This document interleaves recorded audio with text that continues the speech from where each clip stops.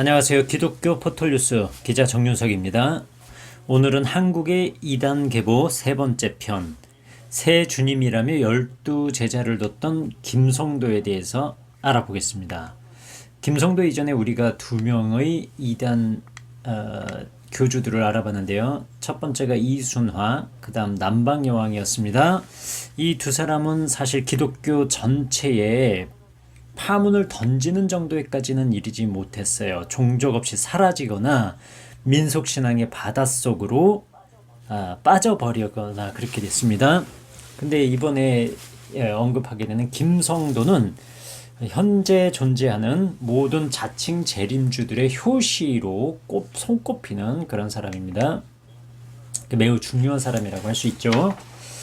김성도가 기독교로 입문하는 과정은요, 이순화랑 좀 비슷한 면이 있어요.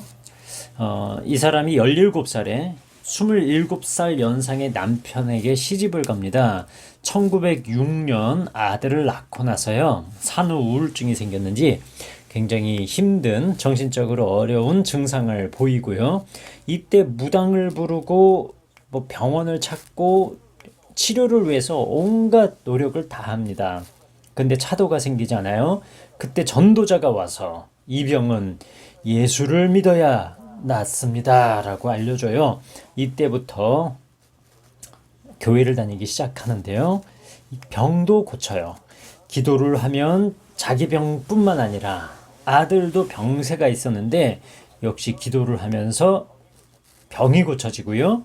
더 깊게 종교에 빠져들어갑니다. 그리고 1916년에 남편이 사망을 했는데, 이때부터 김성도는 매일 기도 생활에 몰두하면서 신비 체험을 하기 시작해요. 신비 체험 한다는 것 자체를 문제 삼을 수 없지만 김성도가 체험했다는 내용은 위험한 내용들로 가득 차 있습니다. 자기가 입신을 해서 예수님을 만났는데 죄의 뿌리가 음란이다. 이건 통일교 주장하고 동일한 거예요. 그리고 예수님이 억울하게 죽었다. 예수님이 우리 죄를 인자에 온 것은 섬김을 받으려 함이 아니라 도리어 섬기려 하고 자기 목숨을 많은 사람의 대속물로 주려 함이니라, 이런 말씀이 있는데, 이 통일교 정명석 이런 사람들은 예수님이 억울하게 죽었다 이런 얘기를 많이 합니다.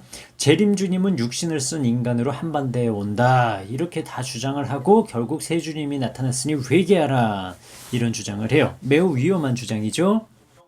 김성도는 이렇게 자기가 체험했다는 내용을 종이 12장에 기록해서 담임 목사님에게 갖고 가요.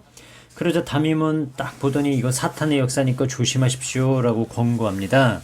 근데 담임 목사와 달리 교회 신도들은요, 이 신비 체험을 한 김성도에 대한 소문을 듣고 오히려 몰려들기 시작해요.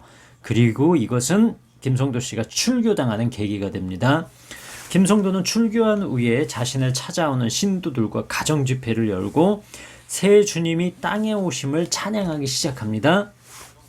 김성도는 그 신도들을 중심으로 해서 자신의 주변에 12제자를 뒀고 새 주님이 왔다고 하면서 새 주님의 이름으로 기도를 하기 시작해요. 이들의 기도하는 특징은 입을 벌리고 성령을 받자라는 건데요. 새 주님은 성신을 부어줄 터인즉 입을 벌리고 기도하라 라고 했다는 거예요. 그래서 입 벌리고 성령 받기 이런 행위를 하는데, 이 행위는 예수왕권 세계선교회라는 곳에서 반복됩니다. 이 예수왕권 세계선교회는 집회할 때요, 참석자들이 입을 크게 벌리고 양손으로 자신의 입을 향해 마치 공기를 막 집어넣는 것처럼 손을 움직이거나 입만 크게 벌리고 집회를 했어요. 내 입을 크게 열라 내가 채우리라는 시편 81편 10절의 말씀을 근거로 했다고 하지만, 그 시작은 사실 자신을 새 주님이라고 했던 김성도에게서 찾아볼 수 있습니다. 김성도에게 찾아간 사람들은 자신의 재산을 바치고 유무상통하면서 살았다고 해요. 이렇게 해서 김성도 파에게 붙여진 이름이 세주파였습니다. 이들은 1944년엔 복중교로 불렸으나 이후 세력이 좀 약화되어, 그러나 그들이 주장한 교리는 두고두고 재활용되는 걸 볼 수 있습니다. 어, 김성도 교리를 조금만 정리를 다시 해볼게요. 음란이 타락의 동기였다. 예수님은 십자가를 지기 위해 온 것이 아니라 돌아가시지 않고 뜻을 이루어야 했다. 재림주는 구름을 타고 오는 게 아니라 여인의 몸을 통해 오신다. 재림주님은 한국으로 오시면 만인이 한국을 신앙의 종주국으로 알고 찾아오게 된다. 많이 들어본 얘기죠? 예, 이 모든 교리들은요, 21세기 한국 사회에 나타난 자칭 재림주들의 교리적 토대가 됩니다. 일제심 사참배에 반대한 김성도는 심한 고문을 받고 만 61세의 나이로 사망합니다. 이후 김성도의 교리는 백남주, 정득은, 문선명에게로 이어집니다. 뿐만 아니라 이들을 통해서 박태선 그리고 신천지까지 이 교리가 이어져 내려오는 것을 우리는 볼 수 있습니다. 궁금한 내용들이 있죠? 질문을 해볼게요. 담임 목사님이 경고했는데도 김성도는 개의치 않고 자신의 길을 갔습니다. 그런데도 교인들이 이 교주를 계속 찾아간 이유는 뭘까요? 이것을 우리는 김성도의 신비 체험에 대한 호기심 때문이라고 볼 수 있습니다. 담임 목사님은 사탄의 역사일 수 있다면서 제지하죠. 그런데 교인들은 그래도 찾아간단 말이에요. 그 이유가 뭘까요? 결국 성경에서 말씀하는 진리보다 실제 내 눈앞에서 펼쳐지는 그것이 성경적이든 아니든 신비한 영적 체험이라는 것을 해보고 싶어하는 사람이 많아요. 지금도 주일에는 교회에 와가지고 이렇게 신앙생활을 하지만 평일에요. 목사님 모르게 기도원 가서 개인 기도만 하는 게 아니라 기도원 원장이라는 사람들을 만나서 상담받는 사람들이 많습니다. 교회를 다니는 분들이 담임 목사님 몰래 이런 곳에서 상담을 받고 예언을 받는 경우가 적지 않은데요. 100년 전에도 그건 다르지 않았던 것 같습니다. 결국 김성도는 자신을 추종하는 교인들을 중심으로 세주파라는 신흥 이단의 길을 가게 되는 겁니다. 또 한 가지 질문이요. 예수님 이름으로 기도합니다가 아니고 새 주님의 이름으로 기도한다고 하는데 기도를 교주 이름으로 하는 곳이 지금도 있나요? 예, 있습니다. 대표적으로 안상홍 증인회가 있죠.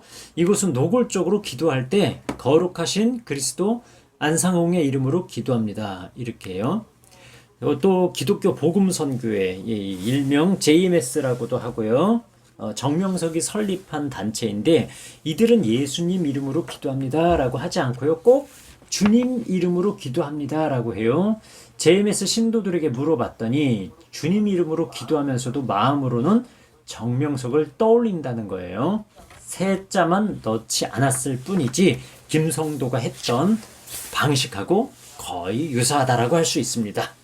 예, 이상 기독교 포털뉴스 기자 정윤석의 2단 계보 세 번째 편 김성도였습니다. 감사합니다.